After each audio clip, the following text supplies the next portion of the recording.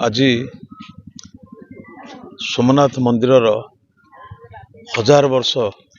पूर्व जो आक्रमण होता एवं तार जो पुनरुद्धार होता